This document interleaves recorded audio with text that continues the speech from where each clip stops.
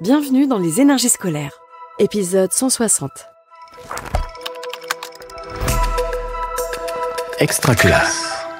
Je suis Soumaya Saadan à Ajam, professeure de mathématiques au lycée Val-de-Lys à Etter, et j'enseigne dans cet établissement depuis une dizaine d'années.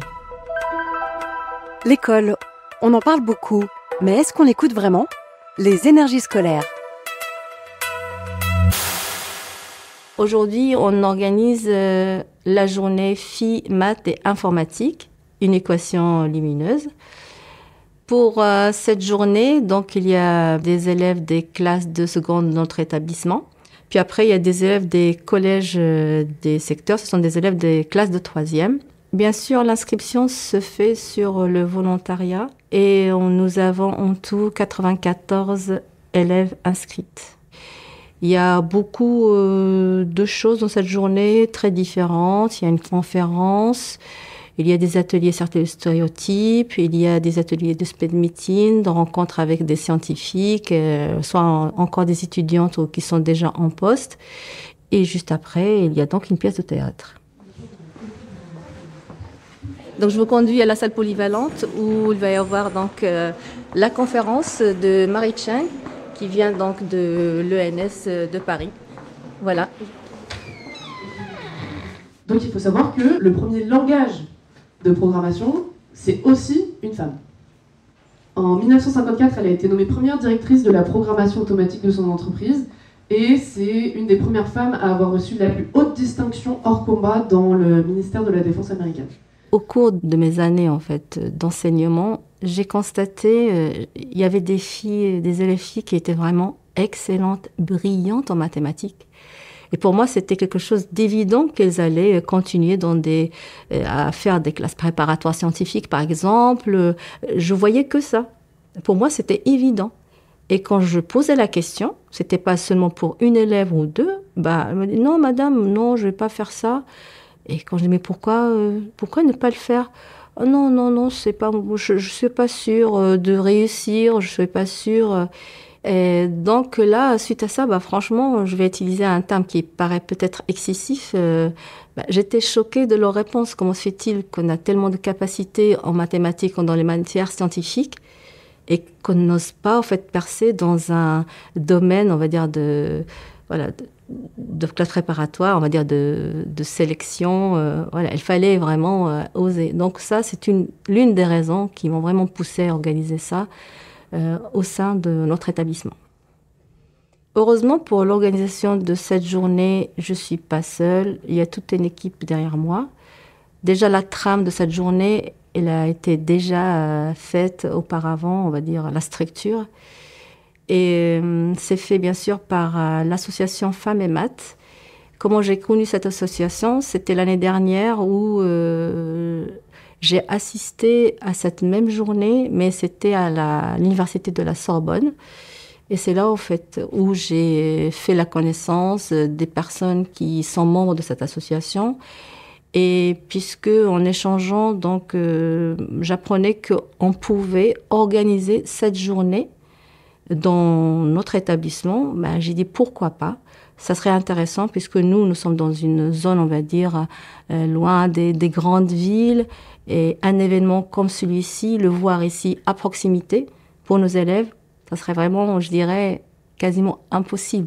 Donc je dis, c'est vraiment l'occasion pour nous d'organiser ce genre d'événement pour nos élèves filles dans le secteur. On va procéder à ce qu'on appelle l'atelier stéréotype. Premièrement, le but là, ça va être quand même que vous participiez. Déjà, est-ce que vous connaissez tout le mot stéréotype ? Ouais, on est d'accord, ok. Et c'est quoi du coup un stéréotype ? Est-ce que vous voulez tester ? C'est une idée qu'on se fait au début sur une chose sans vraiment connaître. C'est une idée qu'on se fait sur une chose sans vraiment connaître ? Ok. Par rapport à ce matin, puisque dans le programme, ça commençait par une conférence donnée par Marie Cheng et aussi par la suite, donc c'était un atelier sur les stéréotypes. Mais je vous avoue que j'ai trouvé l'atelier franchement très très intéressant sur les stéréotypes. Au fait, l'approche de Marie, lorsqu'elle a présenté ça, les études et aussi l'échange qu'elle a eu aussi avec les élèves, et les élèves aussi qui ont participé, on voit rarement des élèves prendre la parole, mais là, les élèves, ils n'ont pas hésité un instant, ils ont participé. Et lorsqu'il y a des élèves qui participent, c'est une thématique qui les intéresse. Et ça, on va dire qu'on a touché au but, c'est ça l'objectif.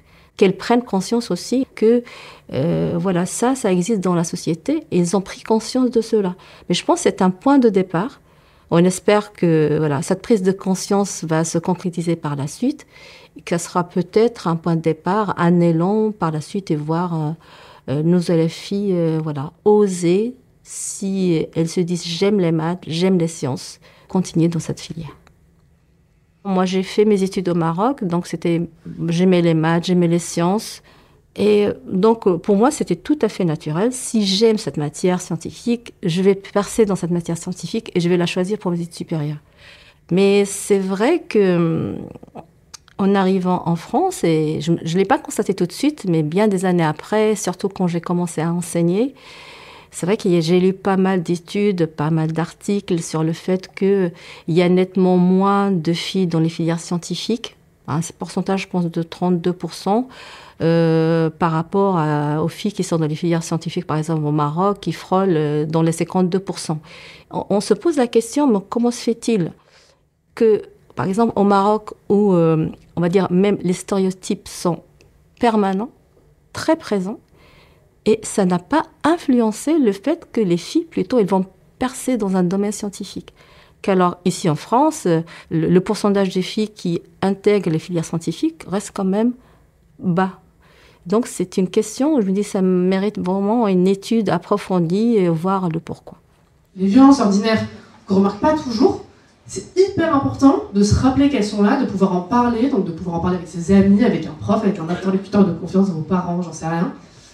L'idée, c'est comme on a fait maintenant, continuer à discuter des stéréotypes, à discuter des petites anecdotes que vous avez, parce qu'elles sont clés pour essayer de ne pas les intérioriser et de ne pas finir par avoir une baisse de vos résultats.